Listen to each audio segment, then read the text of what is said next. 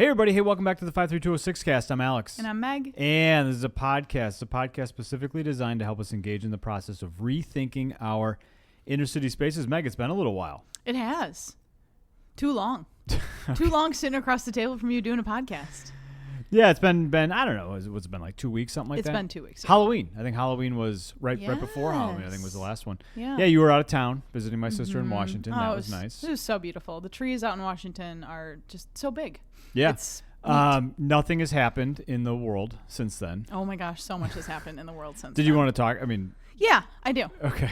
I know I am much more political than you, and I have a lot more feelings yes, about politics. I would say yes, the feelings. You definitely have more feelings in general as a human being, but yes, more feelings about politics in general than I would, yes. Yeah. And I think like what I think about the election is that this is a great opportunity. This is an opportunity for us to be able to stand up for, right and wrong and be a good neighbor, be a good friend, be a good ally. And I just think this is an opportunity that we need to watch for opportunities to, speak up about injustices. This is an opportunity where we can I just think this is an opportunity. And so we shouldn't be, you can have all the feelings you want to have, but I think looking at this like it's an opportunity, and there's been highs and lows in the, span of social justice.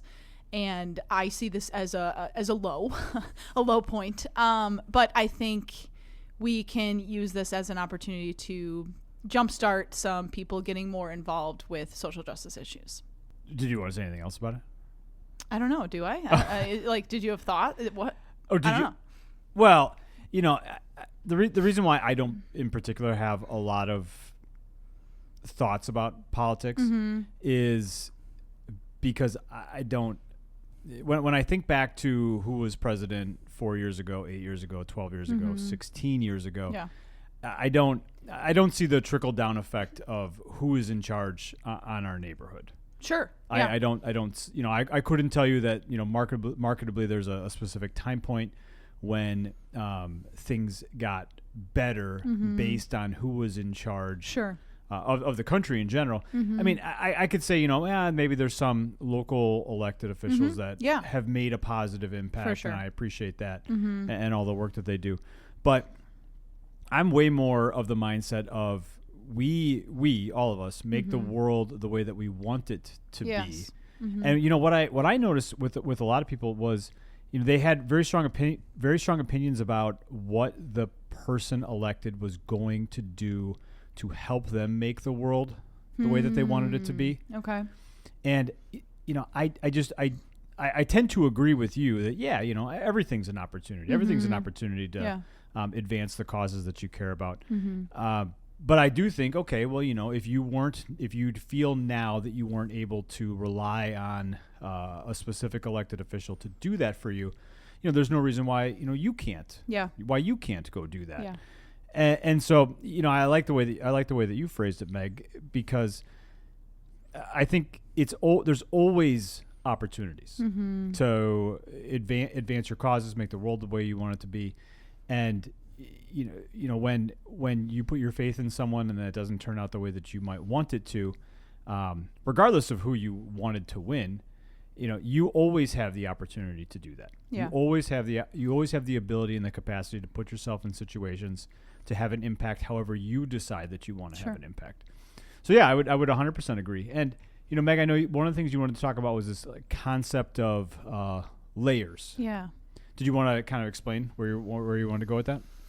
Sure. It's been a long day. I'm just gonna say that I have been digging up dahlia tubers for like 5 hours, and it's always so exciting to dig up a dahlia tuber because you never know how big of a tuber. I feel like you're like me after doing manual labor for I'm a little bit tired. So layers. So I heard I think it was like Malcolm Gladwell was talking about layers of people, and Alex, I think you're really good at seeing the layers of people, whereas I'm more of the mindset of this person made me mad, I don't like all of them, and you are like, okay, this person maybe did one thing that was not great, and you're like, that's just part of them. Like, you weigh all the good and all the bad, and so I appreciate that about you. And I thought, like, when we look at our neighborhood has layers, and some of the layers are really hard and really bad, and some of the layers are so beautiful. And so I think, like, I just love this idea, and I thought, like, you're very good at talking, and you're very good at like, kind of like thinking through these different things. So I wanted to get your opinion on what you thought about kind of just like this layers. And I think I shared with you that Malcolm Gladwell that was more about people, and thought, let's discuss our neighborhood and the different layers. Sure. And did I actually look at it's entirely possible that I missed I probably sent it to you, and you probably, yeah. It was probably on Instagram, and I'm not great. I'm not great at knowing how. Like, I'll see it pop up, but I don't know how to get back to it ever. It's like in the right corner. It's the top right corner, and it has like a 1. Yours probably has like a 25. It probably does. Yeah. I think what you're describing is like a multifaceted way of viewing, an individual, a neighborhood, a community, and that one individual or one neighborhood isn't made up of. Isn't singular. Yeah. It's multiplicative. It's vibrant in the aspects that go into it. And I think it was actually on last week's podcast. I put out the episode, the Ghetto Self-Esteem episode. And part of what somebody, and part of, if you were thinking about changing the narrative around inner city spaces, the narrative is typically all of the bad things that you see. And, if you think that the inner city is dangerous because of the number of homicides that take place there, well, I think about it kind of logically. Like, let's say that there were 75 homicides in the zip codes that are of similar demographic makeup to ours. Yeah, that's a lot. That's a lot of homicides for a year. But that was 75 people, give or take, deciding to do something really terrible. Well, there's like 30 or 40,000 people that make up these zip codes. So it's a tiny, tiny fraction of the individuals that live in those zip codes. And so then if you take and you say, okay, well, yes, it is such a tiny, tiny fraction, and the people that live here that aren't committing homicides, they don't like it as much as you don't like it, right? In fact, because they're in such close proximity to it, and they hear gunshots way more frequently, it affects them even at a higher rate than it would affect somebody that doesn't live here. And so, you can look at a neighborhood and you can pick out a statistic, or you can pick out a thing that you might not like about it. Like even the fact that this is the poorest zip code in the state of Wisconsin, median household income of $24,000 a year. There's different ways that you can look at that. You can look at that number and you can say, wow, it must be filled with a bunch of lazy people that don't like to go to work. Or you could look at it and you could say, well, maybe that's the case for some people. Yeah, I know lots of lazy people that live here. Right. But I also know lots of lazy people that I went to high school with and college with. Right. And that were in other social circles that I have. Or that are upstairs our house just reading all day long. Sure. Right. Like lazy people exist everywhere. Do they exist in higher concentrations in our neighborhood? Probably not. Yeah. They probably don't. So, okay. So then, well, what is the other, what are some of the other layers, to something like a statistic of, being the poorest zip code in the state? Well, you start to look at, well, what do the individuals here have access to in terms of education? Well, I know, because I'm working on this book and I'm thinking about it a lot, and we have even had to make a decision about where to send our kids to school, that there aren't a lot of options that people outside of the neighborhood are going to opt into inside of our neighborhood. Which means that the educations that are found in those other spaces are more valuable. And if you don't have the ability to transport yourself outside of the neighborhood, then your child doesn't have the ability to attend school in an area outside of the space, right? And so then you think, okay, well, what would an undervalued or a devalued education have on someone's capacity to go out and earn more than $24,000 a year? It would have a pretty negative impact, right? And then you think about the cycle of poverty, and if you grow up poor, you're more likely to enter adult life as somebody that's living in poverty. And you start to add all of these layers to it. Yeah. And then the outcome is this giant statistic or a news headline that somebody did something really terrible. But even when you think about it on an individual level, and you think about, because Meg, we interact with a lot of young people in the neighborhood. Over 300 different kids came out till we got this last summer. We had, averaged 112 a week. Many of those kids were weekly attenders, or attended 10 out of the 12 weeks. Yeah. So you get to know the kids, right? And there's very few of those kids that you would look at or that you would take around the neighborhood to garden with that you would think would be unproductive citizens in the world. Yeah. And, when I was working at the alternative school, I would run into this a lot.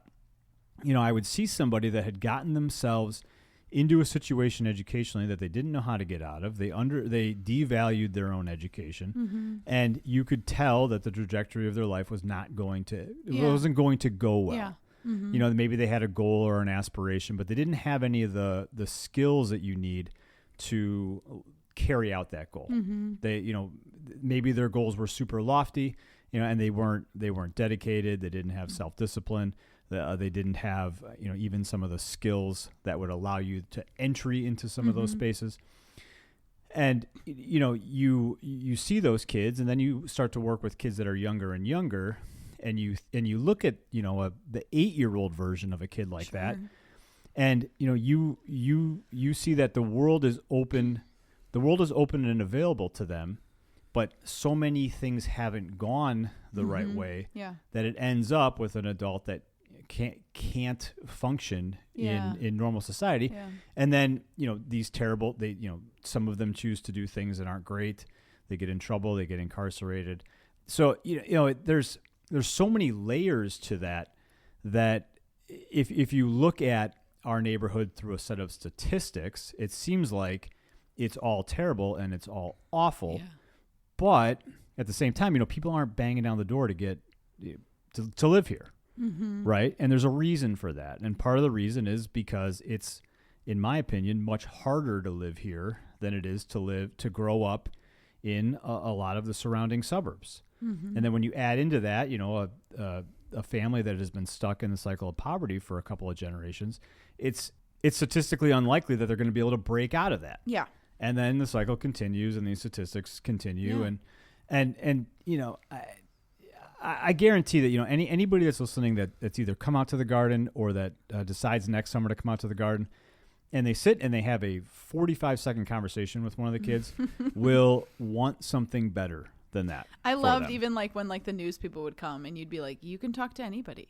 You know, any of these kids are. Oh, sure. Yeah. Yes. When the news comes, they'll say, well, do you have 4 or 5 kids that would want to talk? Yeah. And, there's some kids that are just shy and don't want to, but any of them can talk eloquently about the work that they do because they care about it, because they're excited about it, because they have passion for it. Yeah. There was a girl that she'd only been there once or twice, and she did an incredible job talking about, gardening and what she'd learned those 2 times. But I think you're right. And I just think about the families that we know. And even I was doing, we were planting tulips and daffodils today. And one of the girls that I was working with, she was just kind of talking about how her mom has been sick and how it's been harder at home. Yeah. And she is, she was bragging. She was saying she gets, a 3.5 GPA, she made varsity basketball and I was like, and you're and in the back of my mind, I'm like, your mom's not pushing you for any of this. You're just succeeding. And, and so I told her, I was like, if you have anything that's hard going on, feel free to text me or something. 'Cause I don't think her mom is really capable right now, at least, of helping her with much. And I just thought that's really, really hard. Yeah. Yeah. And there's this interesting transition point in a kid's life. You go to school, and I would tell a lot of seniors this, if you're a senior in high school, your entire life up to that point, people have told you where to go. They've told you what you need to do. Because you can't be a decent teacher without laying out parameters. So there's very specific tasks that you need to accomplish. and all these tasks are lined up in a way that gives you a grade. Yeah. And then they tell you, okay, well, if you can get these kinds of grades, then these things should be accessible to you. But there's this really interesting transition point in a kid's life where they finish all of that, and then they have to decide what to do next. Yeah, yeah. And that, that first year out of high school, you're 19, second year turning 20. That's the time where you're really setting yourself up for life for the next 10, 15, 20 years. Yeah. And if you don't have a parent that has been through that, or you don't have an uncle or an aunt, or you don't have a group of people that are able to help you navigate that time, it's very difficult to figure out what you should be doing. If you did have a goal that you were trying to accomplish, let's say you wanted to be a nurse, how do you know how to go do that? Yeah. How do you, if you didn't have somebody walk you through that process, or you didn't have, college recruiters coming to your high school to try to recruit you, and then when you go and walk onto campus, they're, giving you the forms that you fill out, and they're doing all those things there for you. You don't know. You don't know, right? And I've been reflecting a lot about that time period of my life, and just how easy the pathway was. Okay. You do well in high school. You go to college and you do well at college. Yeah. And then they kind of set you up for what's going to happen when you're 23 or 22 or whenever you graduate. If you don't have that, or you live in a place where that hasn't been modeled, and like how to navigate that time period of your life, it's really easy to let all of those goals go by the wayside because you're just trying to survive. Yeah. Yeah. You're just trying to make it through. And so, you kind of to bring it back to layers, our neighborhood is the way it is because of a ton of different factors. And, if you're somebody that's looking for an opportunity, here's how like I kind of approach some of that, so, if you're 45 years old, you've been around the block a couple of times. Maybe you work in a field where you have some level of expertise, and you think to yourself, well, how could I use that level of expertise to help maybe a young person that's in that transition time get into that field, or show them that it's accessible to them. Because when you're 18, you have no idea what you can do, and frankly, no idea what you can't do. But if you have inside of you this sense that you want the world to be different, and I think that people that listen to this podcast want, our neighborhood is synonymous for hundreds of other neighborhoods like ours across the country. If you want that, part of that is having a deeper understanding of some of those layers, so that then you can take whatever skills or expertise or just the things that you've collected throughout your life, in terms of experience, and then help somebody else kind of get, a different version of where you are at. And, you can call that access, or you can, accessibility, you can call it that, but it's helping make a better future attainable for somebody, or even showing them what it might look like. Yeah. So that then, that cycle is broken, because breaking cycles takes a lot of action. Yeah. It's easy to become this, just a younger version of your parent. It's easy to become a younger version of your community, and if you are in a community that is dominated by poverty, it's really hard to get out of that. Yeah, another thing that I think is like a great action point is, if you know somebody who's struggling a little bit, like it's going to be the holiday season, like what does that person need? Do they need, just what's some of your excess that, that you can give them, whether that's, saying, hey, let me buy a few Christmas presents, or, hey, let me buy some groceries for Thanksgiving, or, hey, let me buy you some towels, like I feel like we can all give a little bit extra during this time of year. And so just looking out for those opportunities, because if you look for them, you'll find them. Yeah. And in the book chapter I was recording today, I was talking about raising the floor. Yeah. So I was talking about housing in our neighborhood, and how the floor is so ridiculously low. Oh my gosh. I love that. Cause I just posted something on Instagram that was like all about how I'm like planting like these flowers, and like how like the transition of the White House in the corner, how it's completely transitioned to like, it used to be shot at, it used to like it was a problem. It was such a problem house, and now it's like this beautiful house. And like one of the biggest problems you're having is that and this is a great problem to have, is that so many people are coming up to you and asking you to live there. Sure. And like I think like people in our neighborhood are wanting the floor to raise, which I think is a beautiful, beautiful thing that like I don't think I've ever really thought that much about. And I think that's wonderful that they're saying, no, this actually isn't right. I'm not going to stay in this house where there's no, like, there's holes in the roof and I have to put a bucket there. You know, like this is ridiculous. Yeah, exactly. And so, at any point, I think sometimes that when someone thinks about social justice and they think about the action that they're going to take, they think that it has to be like something grand or big. No, it doesn't. And I mean, I don't know. Were you just talking about towels? Maybe I was. Yeah. Okay. Yeah. I don't know why I was thinking about towels, but like the floor is, if you have $24,000 a year to build a budget on, your floor of what you have is so low. You have very bad towels. Yes. You have very bad towels. And you could use worse than ours, and ours are pretty bad. Yeah. Yeah. So like it's not even that. It's like not even that. And let me just give an example. Like, so we just put together we got this Christmas list we got 50 kids that we can give Christmas presents through Masterson Foods.